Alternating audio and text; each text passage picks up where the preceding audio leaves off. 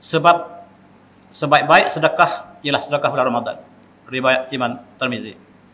Rasulullah pula apabila selepas bertadarus dengan Jibril, Rasulullah menjadi orang yang sangat pemurah. Sebagaimana di hadis dalam hadis Imam Bukhari, Imam Muslim ini mengatakan, sebaik saja tadarus dengan Jibril, Rasulullah menjadi orang yang sangat pemurah dan kebaikannya melimpah, sebagaimana disebut dalam hadis ini sebagai aminin minarrih al-musallah.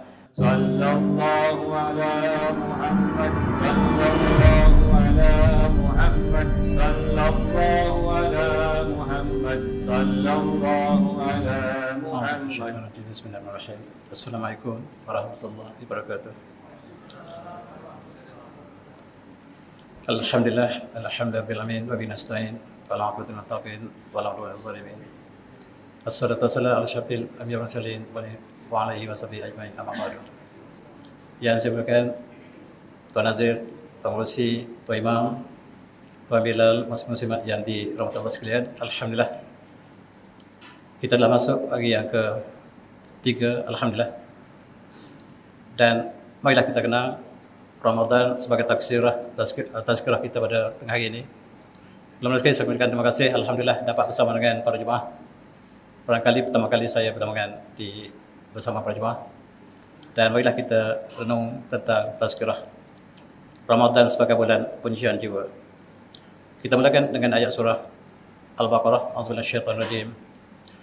Syahr Ramadan alladzi unzila fihi al-Qur'anu hudan lin-nas wa bayyinatin min hudal furqan. Faman syahida minkum falyasum wa man kana ramadan aw ala sawmin fa innahu min ayyam ukhra. Bulan Ramadan ialah bulan diturunkan Al-Quran padanya sebagai petunjuk kepada manusia dan keterangan, bayyinat minal huda wal furqan, daripada al-huda dan pembeza di antara benar dan palsu.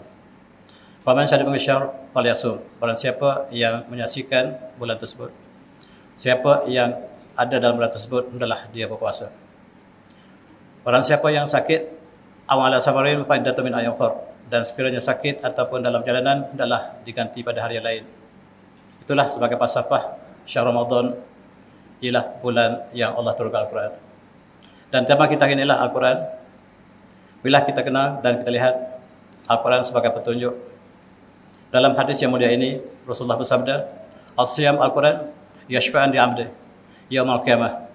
Puasa dan Al-Quran, puasa dan Al-Quran memberi syafaat kepada hamba pada hari kiamat. Dan yaqul siyam, puasa berkata, ai Rabbi, sesungguhnya Tuhanku, puasa telah mencegahnya hamba ini daripada makanan dan syahwat waktu petang. Dapat syafaat ini dan berilah saya, berilah daku syafaat supaya aku memberikan syafaat kepada yang berpuasa tersebut. Demikian juga yaqul Al-Quran, Rabbi manatuhu an-naum bil-lail, dan aku juga menghalang hamba ini daripada tidur malam dan berjaga malam, dan berilah syafaat padaku supaya aku memberi syafaat kepada yang terlibat.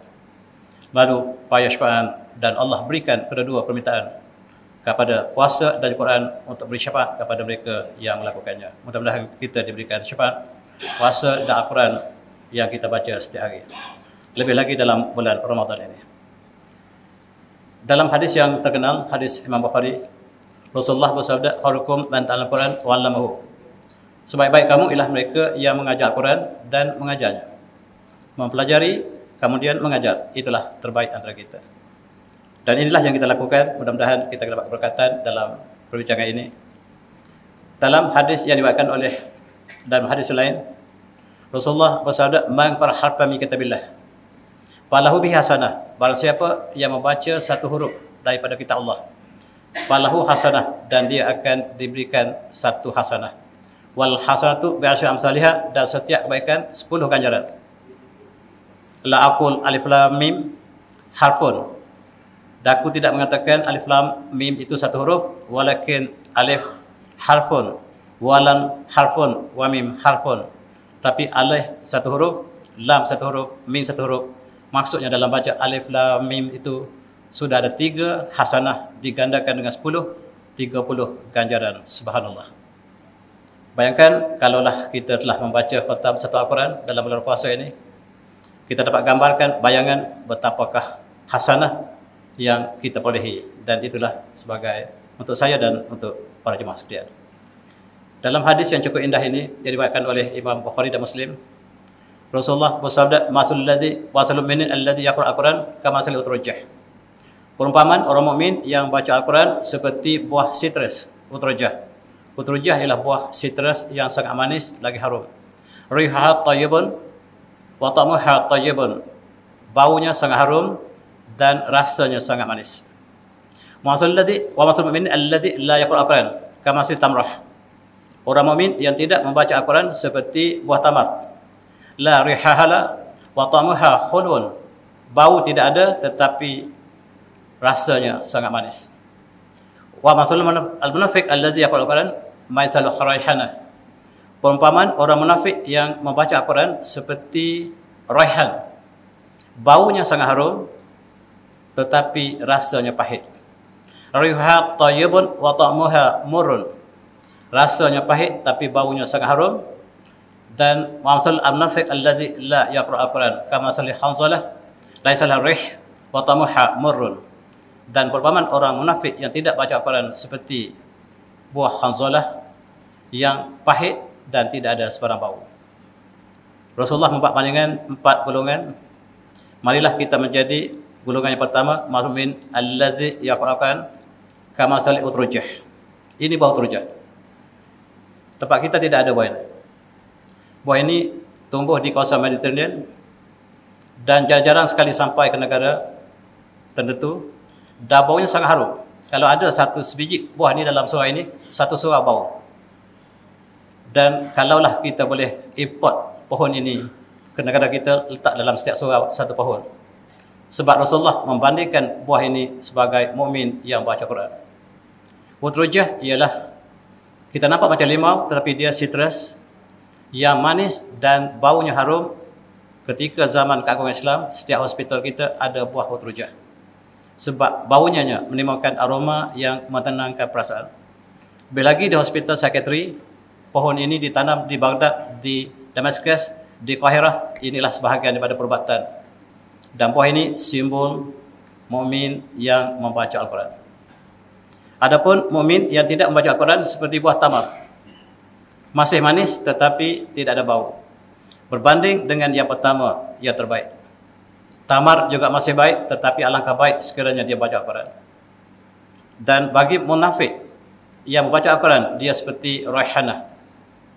Raihanah ialah buah yang pahit, tetapi baunya harum. Kita panggil raihan.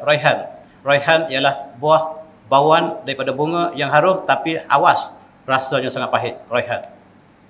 Yang terakhir ialah perbandingan orang munafik yang tidak baca Quran seperti buah ini, buah hanzalah. Hanzalah ialah buah yang pahit dan tidak ada bau. Itu perumpamaan untuk muamalah dengan Al-Quran.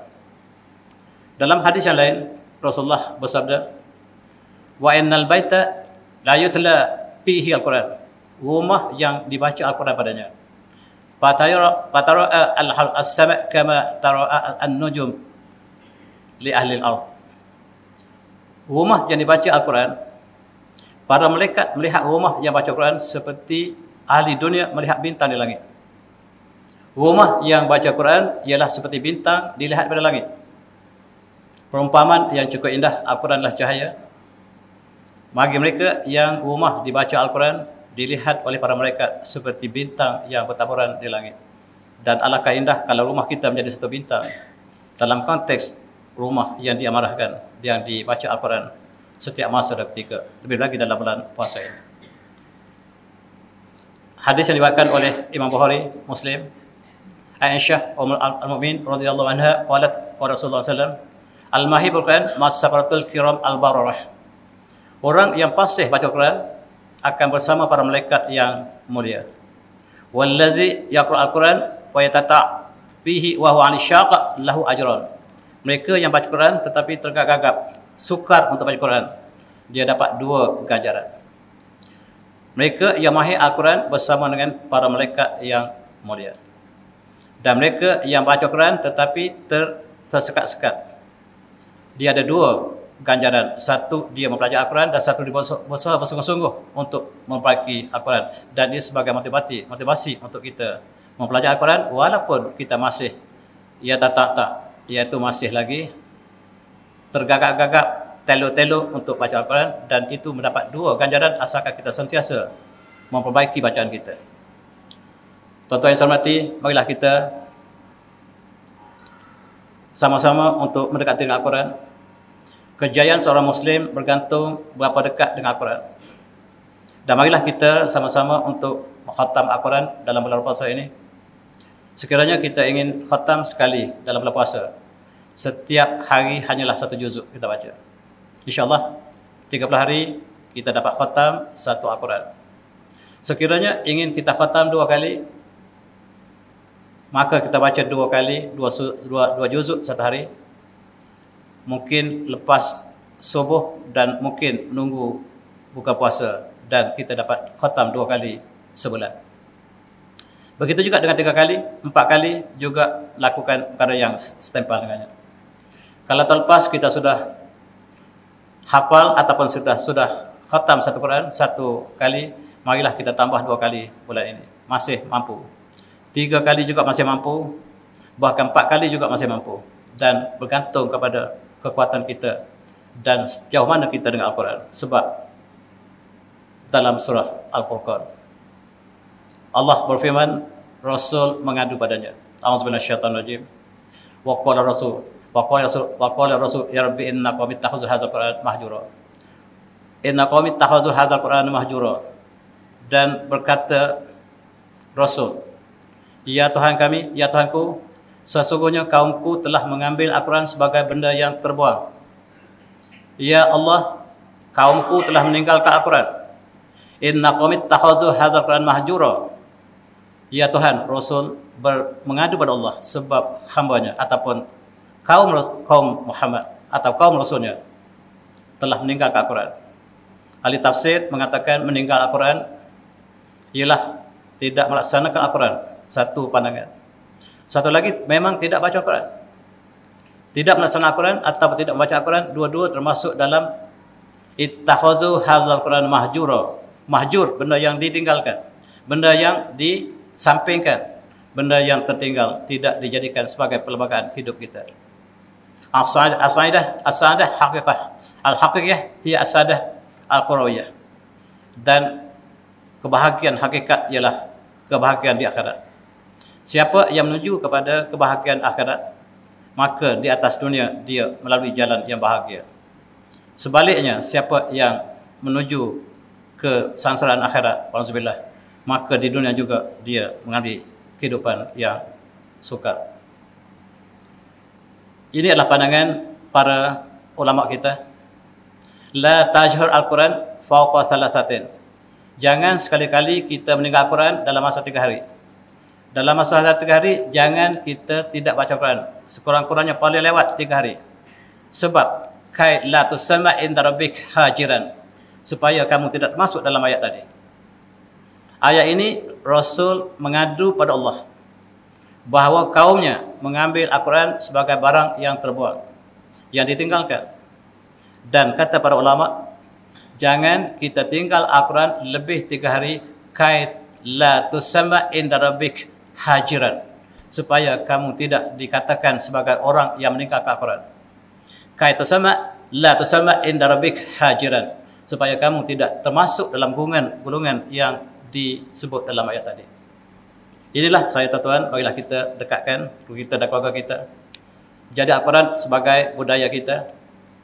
Negara kita, kalau kita baca Quran atas bas, satu perkara yang ganjil. Tetapi negara Arab tuan-tuan, mereka baca Quran di mana-mana saja. Ketika di stesen bas, kita baca Quran. Dalam pustakaan mereka baca Quran. Dan di mana saja terluang kita baca Quran. Saya dan kawan saya cuba baca Quran atas bas. Masa belajar dulu. Kita dikutuk, jangan tunjuk alim di atas bas ini. Itu kawan kita sebut.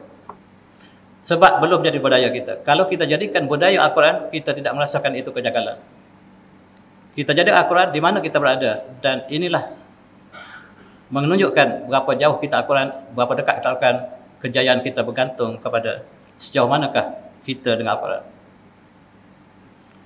Cukup ganjil Al-Quran, kelebihan Al-Quran. Al-Quran diturunkan oleh malaikat Jibril AS, yang merupakan ketua para malaikat. Dan diturunkan kepada Rasulullah, Rasul yang sebaik-baik ciptaan Allah.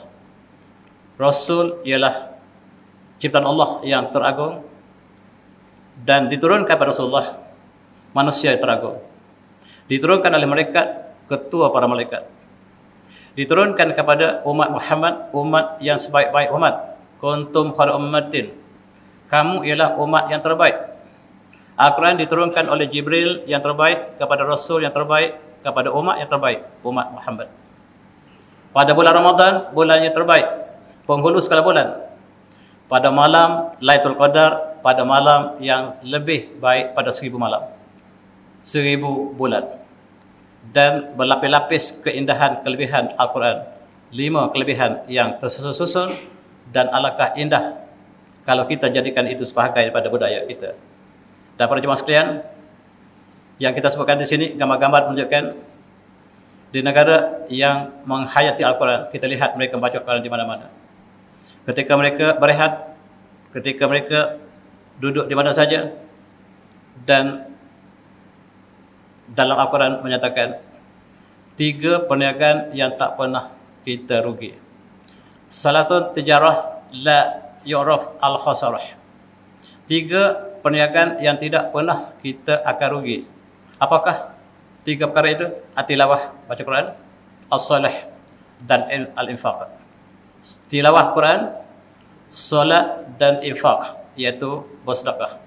Sebab Allah menyatakan dalam surah yang lain, a'udzubillahi minasyaitonir rajim, innal ladzina yatluna kitaballah wa aqamus shalah wa anfiqu mimma razaqnahum sirran wa alaniyatan yarjuna tijaratan lan tabur. Mereka yang baca Al-Quran, mereka yang baca kitab Allah, mendirikan solat dan menafkahkan harta mereka dalam keadaan mereka rahsia ataupun terang-terangan, mereka mengharapkan perniagaan yang tidak mungkin rugi. Allah isytiharkan 3 perniagaan yang tidak mungkin rugi, tilawah Quran, as-salah wal infaq. Dan itulah sebagai tazkirah untuk saya dan juga untuk para jemaah sekalian. Dan kita sentiasa berdoa, Allah maj'al Quran rabi'a qulubina. Ya Allah, jadikan Al-Quran itu taman bunga dalam qalbu kami. Wa ja'al syafi'an lana yaumal hisab, dan jadilah Al-Quran itu sebagai pemberi syafaat kepada kami pada hari kiamat nanti. Dalam konteks ini, banyaklah kita bulan puasa ini untuk berzikir, sebagai Allah mengatakan, berfirman dalam ayat surah Al-Ra'd, a'udzu minasyaitonir rajim, alladzina amanu wa tatma'innu qulubuhum bi dzikrillah, ala bi dzikrillah tatma'innul qulub. Mereka yang beriman itu tenang jantung mereka, kalbu mereka dengan mengerti Allah. Dan sesungguhnya ketahuilah zikir Allah itu menenangkan perasaan. Dan inilah rahsia untuk kita sama-sama mengamalkan zikir-zikir yang muktabar dalam bulan puasa ataupun di luarnya. Banyak bersujud malam atau siangnya, dan bulan yang sangat istimewa ini jangan kita lepaskan begitu saja dengan tidak ada apa yang kita lakukan dalam bulan yang cukup istimewa ini. Bersyukur, sebab bersyukur ialah simbol kebahagiaan. Alhamdulillah hina tahzan wa hina nabki wa hina tadhaq wa hina tafrah, walhamdulillah bi kulli hin. Alhamdulillah walaupun kita berduka, walaupun kita menangis, dan ketika kita gembira, ketika kita berketawa, alhamdulillah fi kulli hin. Dan bersyukur banyak-banyak pada bulan ini, dan sampaikan dan zahirkan syukuran ini dengan amalan yang banyak, termasuklah infak kepada yang tidak bernasib baik. Dalam hadis yang diriwayatkan oleh Muslim, Rasulullah bersabda, "Unzuru ila ma afsal-minkum." Lihatlah mereka yang di bawah kamu. Wala tanzuru ila ma huwa fawqakum. Jangan tengok orang di atas kamu. Kamu lihat orang di bawah kamu, kamu akan bersyukur. Jangan lihat orang di atas kamu. Sekiranya kamu lihat orang di atas kamu, fa huwa ajra alla tazdaru ni'matullah. Kalau kamu lihat orang di atas, sukar untuk kamu bersyukur. Dan marilah kita lihat orang di bawah kita. Kalau kita tidak ada kasut, ada orang tidak ada kaki untuk berjalan. Kalau kita tidak ada kasut, ada orang tidak ada kaki untuk berjalan. Lihat di bawah kita, dan kita akan bersyukur. Dan negara kita walaupun ekonomi merudum, kita lihat masyarakat Islam di negara yang sedang berperang, di Yaman, di Syria, di Afghanistan, mereka lebih bawah kita. Lihat mereka di bawah kamu, jangan kamu lihat di atas. Dan lihat di atas, sukar untuk kita bersyukur. Selain pada itu, kinah wa tama' huma al-ghani wal faqr. Orang yang qanaah jiwa dia, mereka yang kaya jiwa, dan orang yang sentiasa mengejar tidak cukup dengan harta, mereka lah orang yang fakir. Inilah yang kita harus sama-sama untuk laksanakan. Dan tadi juga saya sebut di surah sebelah, dalam hadis Rasulullah yang cukup indah ini, sumber kebahagiaan kita ialah kita berdoa kepada orang yang mereka tidak tahu kita berdoa. Man da'a li akhihi bi zahir al-ghaib qala al-malak al-muwakkal bihi amin wa laka bimislin. Dan mereka yang berdoa kepada saudaranya yang dia tidak ketahui, yang didoa tidak mengetahui, yang mendoa padanya, maka Allah akan utuskan seorang malaikat yang malaikat ini akan amin doanya. Dan kata malaikat walaka bimislin, pada kamu juga sebagaimana kamu minta pada saudara kamu, dan semoga dapat apa yang kamu minta pada kamu juga. Marilah tuan kita lihat bulan Ramadan untuk kita semak perasaan kita, untuk kita tahali daripada sifat-sifat yang mazmumah, dan kita tahalli dengan sifat-sifat yang mulia tadi, termasuk Al-Quran, bersedekah dan sebagainya. Dan kenapakah jiwa kita kasar? Sebab dikatakan bahawa az-zunub wal ma'asi, dosa dan maksiat menyebabkan hati keras. Wa ta'alluq bi ghairillah, dan kita sangat mengharap kepada bukan selain Allah. Hajarul Al-Quran, meninggal Al-Quran, itu menyebabkan hati kita keras. Mari kita at-tahalli daripada sifat ini, saya dan tuan-tuan. Al-hars ala dunia, dan berlebihan mencari dunia. Kasratud dhahak, dan terlalu banyak ketawa, ini mengeraskan hati. Sima al-ghani, mendengar muzik juga mengeraskan hati. Al-sadiqa as-su', iaitu sahabat yang buruk. Israf fit ta'am, dan berlebihan dalam makanan juga mengeraskan hati. Ini yang dipukul daripada kitab-kitab tasawuf kita. Dan di ada keras hati, di antara hati yang keras, sukar untuk menerima kebenaran, ialah di antara perkara yang kita sebutkan tadi. Al-haqad, daun dafin, penyakit dengki hasad, ialah penyakit yang tersimpan dalam dada. Dan orang yang hasad, dia merasakan orang lain juga hasad seperti dia. Dan hasad seperti duri yang menyakitkan orang yang berdekatan dengannya. Dan tuan-tuan, su'adzon maruf, dan salah sangka buruk pada kawan kita adalah penyakit. Yaqtul kullama huwa jamil, dan dia akan membunuh segala kebaikan yang indah, dibunuh oleh perasaan haqad ataupun buruknya sangka kita pada kawan kita. Dan orang yang buruk hati, dia menyangka orang lain juga sama seperti dia. Marilah kita at-takhali, kita bebaskan daripada sifat ini, saya dan tuan juga. Ini satu falsafah tentang hasad dengki. Kata-kata hikmah syatu wahid tasnaun million oud kibrit. Pohon, satu pohon yang satu, sepohon boleh ditebang pohonnya, dibuat bilah mancis sejuta. Sejuta bilah mancis dibuat daripada pohon yang ditebang. Wa yumkinu li oud kibrit wahid ayarhaq million sajarah. Tetapi sebatang mancis yang kecil dapat membakar sejuta pohon. Inilah ibarat mereka yang dengki. Dengan dengki satu mancis, dia dapat membakar seluruh hutan. Dan demikianlah, lidzalika la yad'u amran salabiyan wahid yusra ala mariyan ijabat fi hayatika. Kita melihat kawan kita yang ada satu keburukan, kita besarkan keburukannya, tetapi kita lupa sejuta kebaikan yang ada padanya. Kita melihat keburukan yang satu adalah yang dapat membakar seluruh hutan dalam kata-kata hikmah tadi. Sedangkan kebaikan yang banyak, begitu banyak yang kita lupakan, sedangkan satu keburukan yang kita besarkan. Itulah kata-kata hikmah untuk kita sama renungi. Al-insan al-mulawat, dakhiliyan la yastawib wujud basharan aqiyan, dan insan yang hatinya telah gelap di dalam, hati tercemar di dalam, dia tidak dapat membayangkan orang lain ada yang baik. Dia tidak membayangkan ada orang yang baik. Sebab bila hati sudah gelap, dia melihat dengan kegelapan. Seperti kita pakai cermin hitam, kita lihat seluruh dunia hitam. Sedangkan yang hitam hanyalah cermin kita. Buang cermin hitam kita dan kita dapat melihat dunia yang jelas. Itulah ibarat mereka yang melawas di dalamnya, mereka yang telah tercemar di dalam dadanya. Sedangkan pencemaran bukan saja pada alam semesta, tetapi dalam jiwa kita yang kita harus sama-sama baiki untuk sepanjang bulan Ramadan dan selepasnya.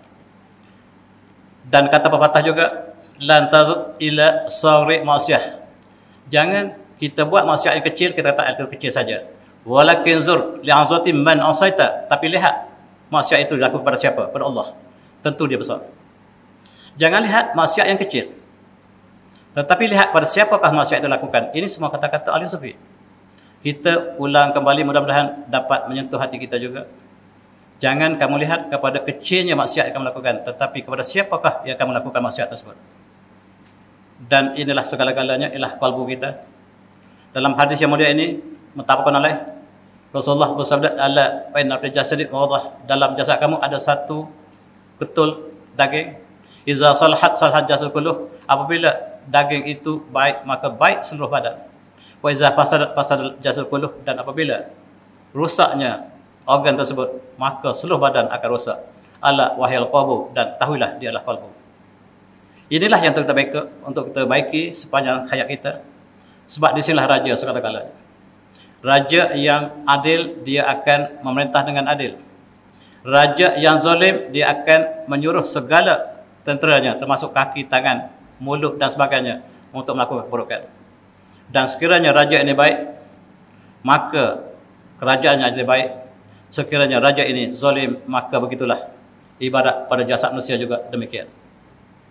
Dan marilah kita juga kenang apa yang Rasulullah sebut, pesan kita, bukan saja dalam puasa, di luar juga. Dalam hadis yang dibawakan muttafaqun alaih, la tabawadu, wa la tahasadu, wa la tadabaru, wa kunu ibadallahi ikhwana. Jangan kamu saling benci-membenci, jangan kamu saling hasad-menghasati, jangan kamu saling belakang-membelakangi, wa kunu ibadallahi ikhwanan. Jadilah kamu hamba Allah yang bersaudara. Pesanan untuk sepanjang hayat. Sebab inilah yang menghancurkan ikatan masyarakat.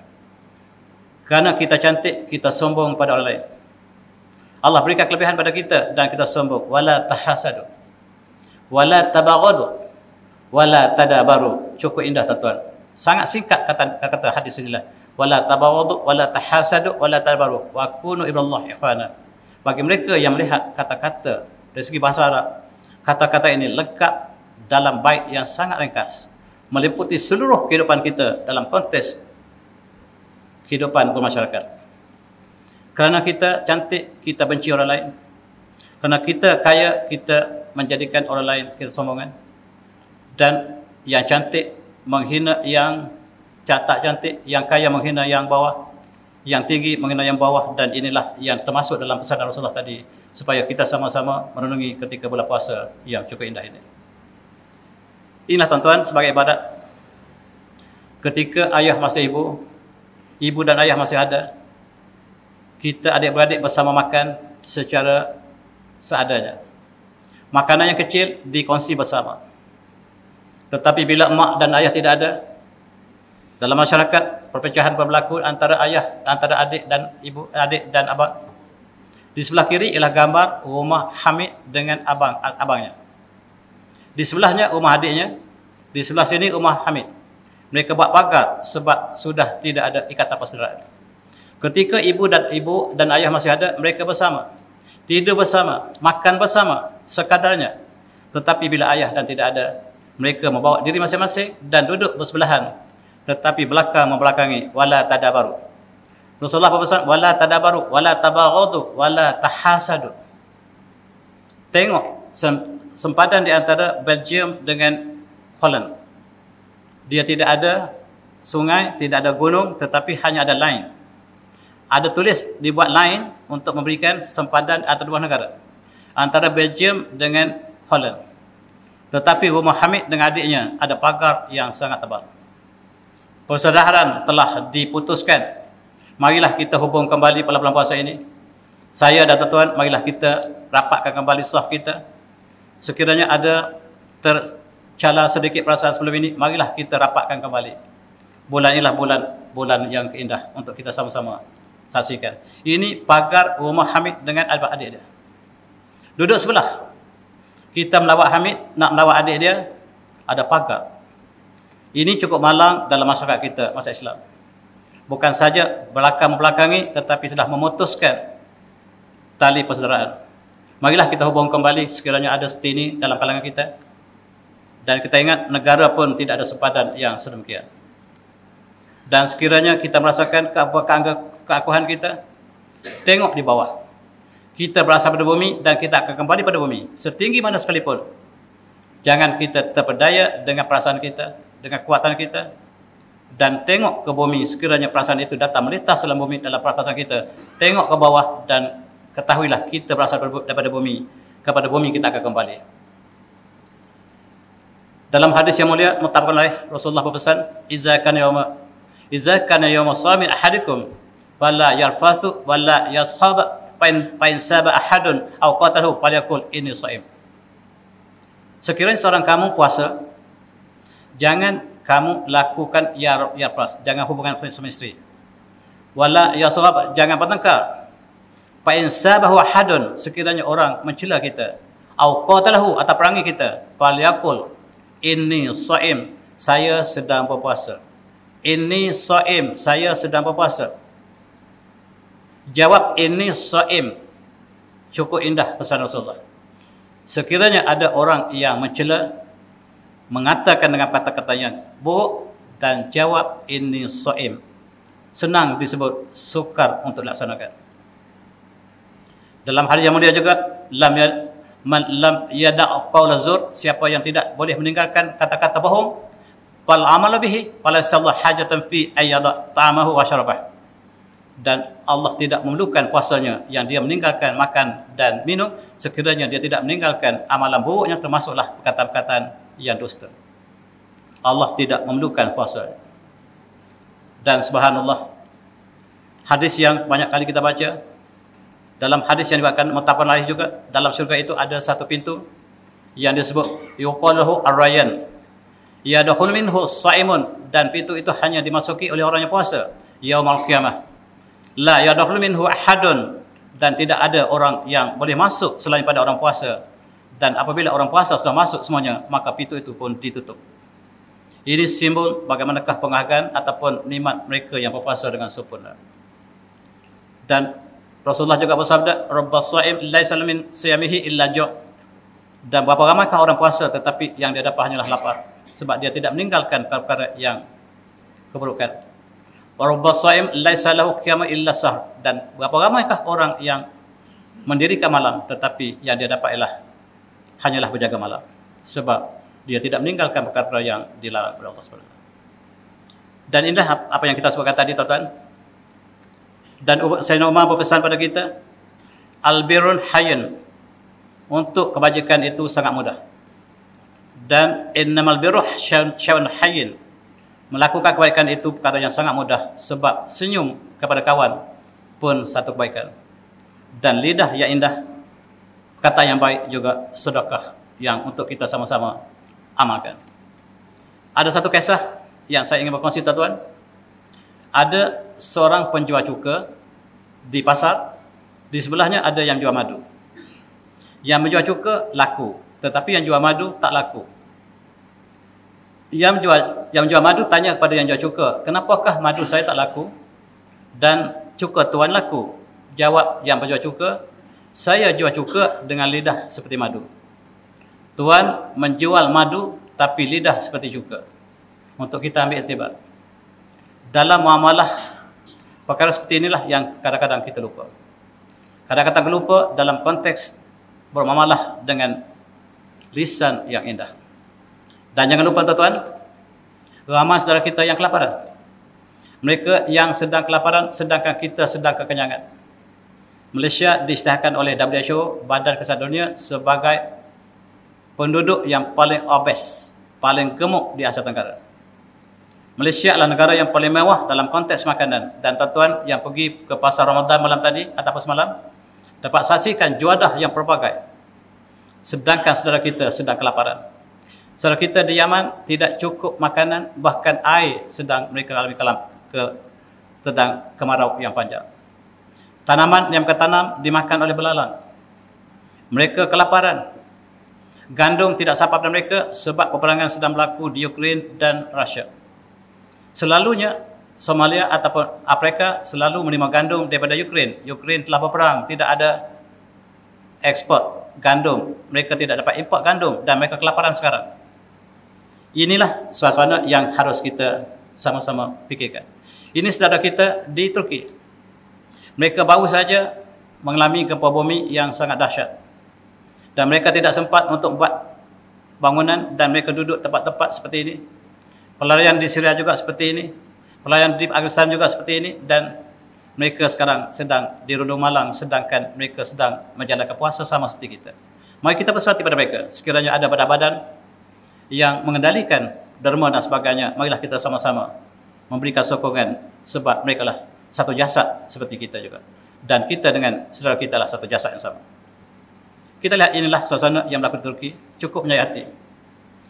Sudahlah kita lihat gempa bumi yang berlaku. Bukan sekali tapi berturut-turut. Bangunan yang perkasa juga hancur lebur. Manusia terperangkap. Dan kematian tidak dapat dielakkan. Dan selepas ini mereka ditempatkan tempat-tempat pelarian. Dan jangan lupa juga kita baru saja lepas pada bencana banjir di Batu Pahat, di Johor. Dan dikatakan sisa-sisa kesan-kesan banjir masih dirasakan di Johor. Marilah kita bersimpati dan kita berikan pertolongan yang seadanya.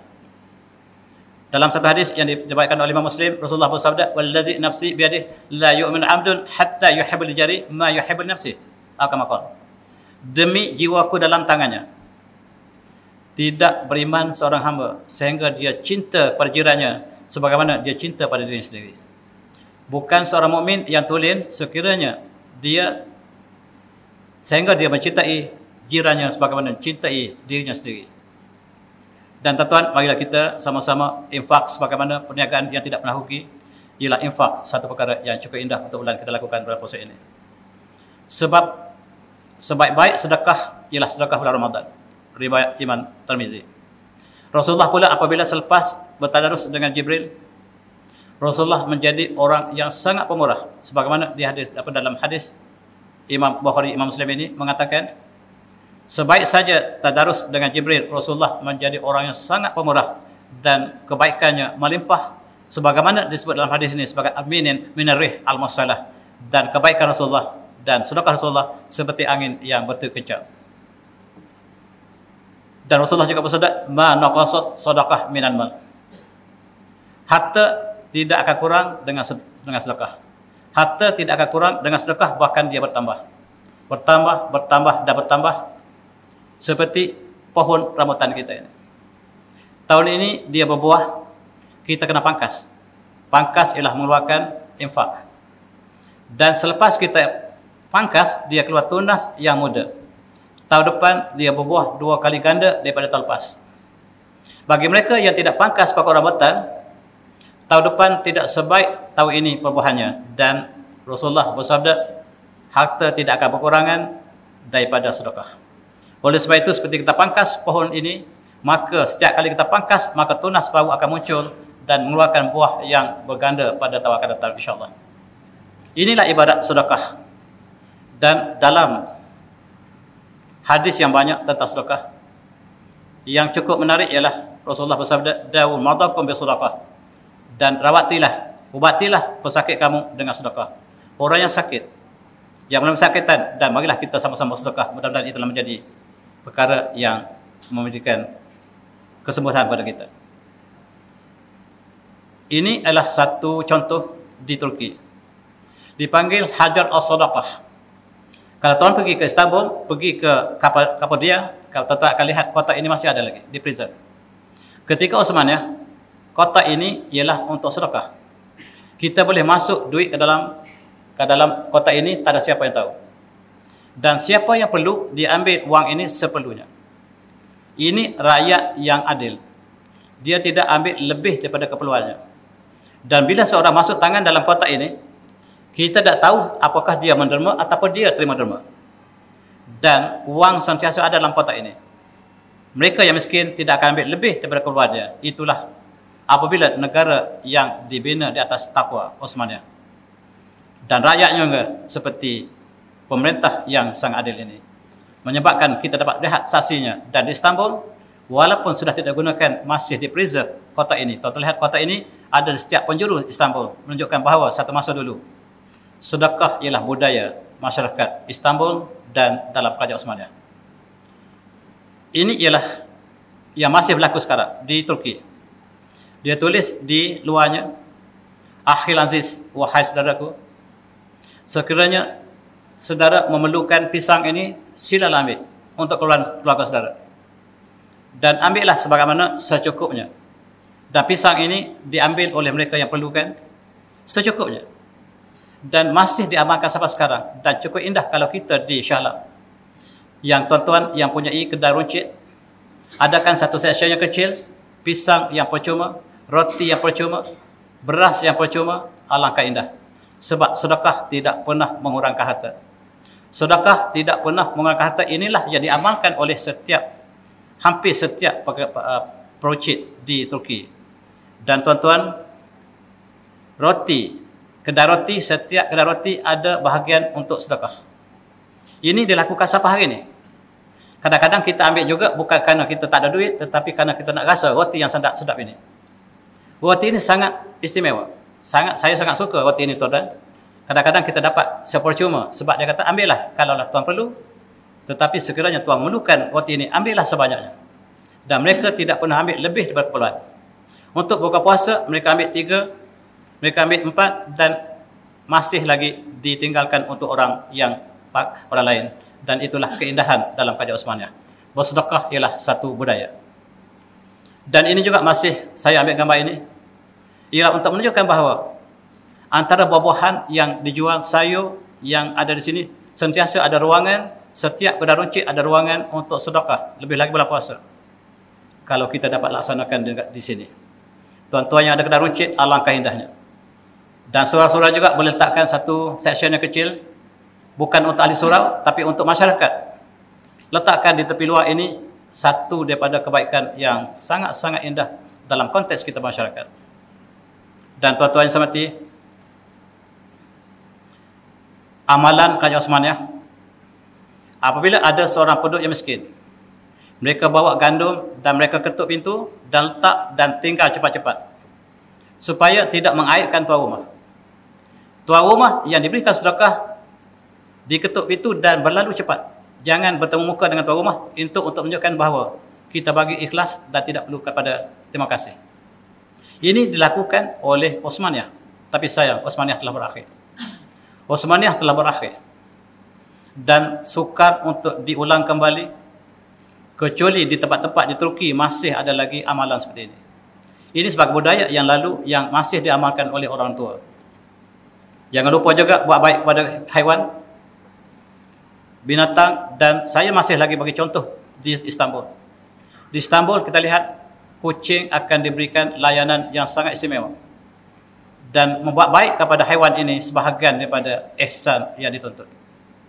Kita lihat di sana, ketika musim salji, mereka akan taburkan gandum di atas puncak gunung.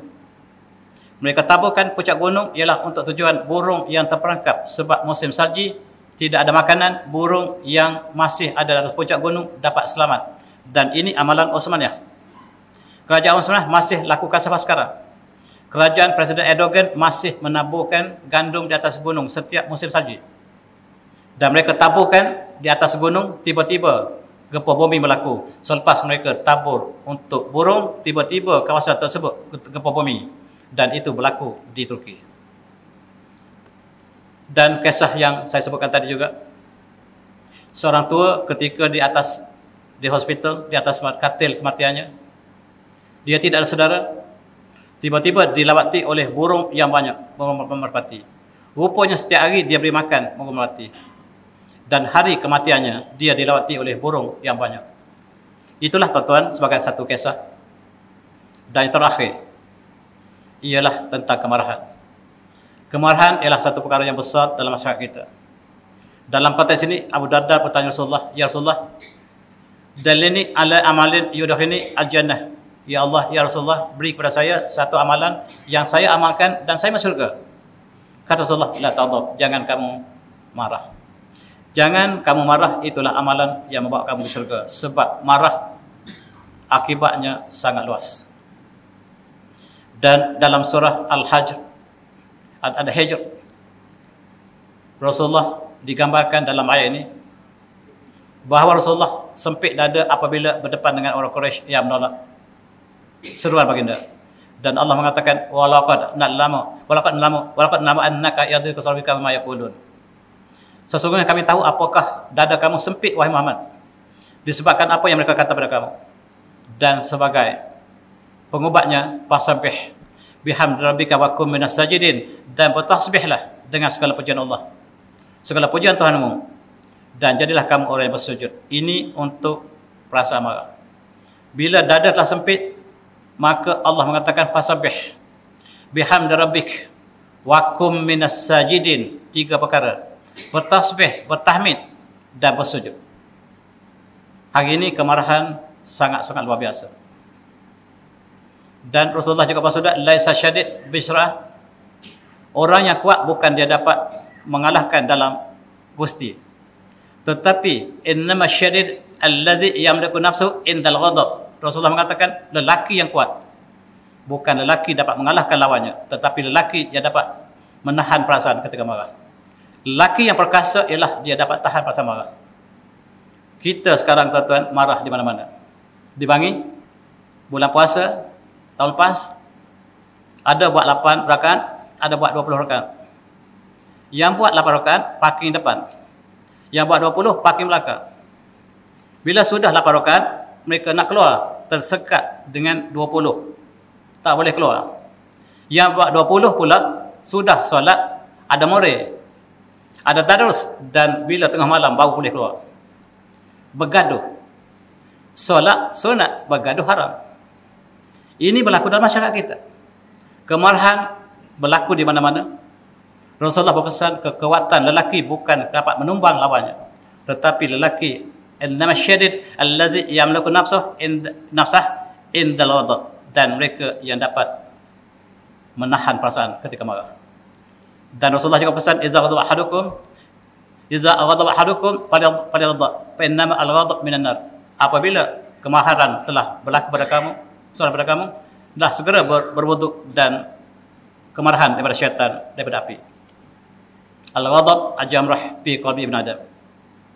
Kemarahan ialah bara api dalam jiwa Bani Adam.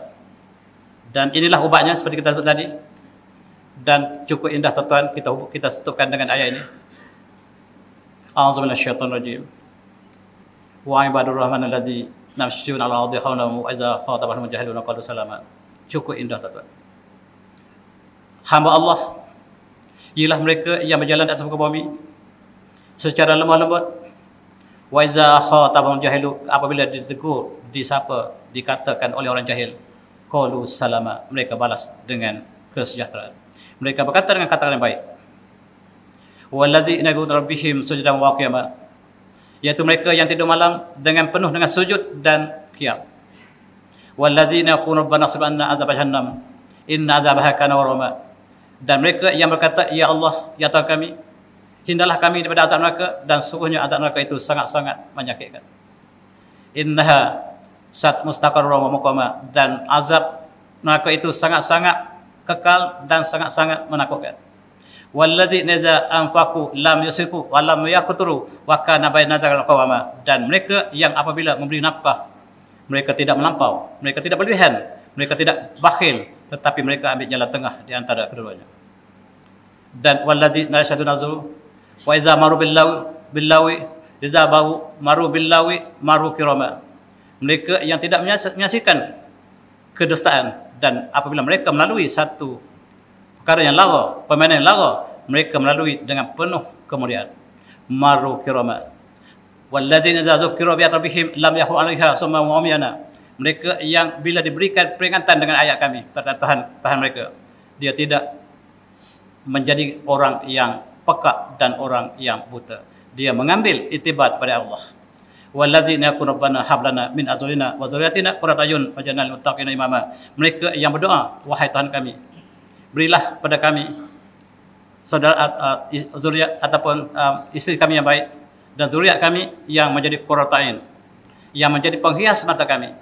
Waj'alna lil muttaqina imama, dan jadilah kami sebagai pemimpin kepada orang muttaqin, orang yang bertakwa. Begitu indah tuan-tuan, dan Al-Quran cukup indah, dan kita juga dapat merasakan. Marilah kita pelajari Al-Quran dalam bahasa asalnya. Tidak cukup kita baca Quran dengan hanya berpandu kepada terjemahan, tak cukup. Kita sebagai jemaah surah tuan-tuan, mestilah marilah kita mendalami bahasa Al-Quran, bahasa tamadun, bahasa Islam, bahasa Al-Quran, bahasa jannah. Dan marilah kita sama-sama mendalami. Lebih lagi apabila kita mendengar malam ini tarawih yang dibacakan oleh imam kita, dengan ayat-ayat yang cukup indah dan dapat meresap jiwa kita, dan kita tidak merasakan ini sekadar kita tidak memahami ayat yang asal. Marilah saya dan tuan-tuan, sebagai seruan saya pada diri saya, pada tuan-tuan juga, marilah kita menjiwa Al-Quran dalam bahasa asalnya, sebab mukjizat Al-Quran ialah dalam bahasa asalnya. Dan tuan-tuan, saya tidak boleh teruskan lagi, dan saya sudahi di sini dengan wabillahi taufiq. Assalamualaikum warahmatullahi wabarakatuh. Tasbih salawat.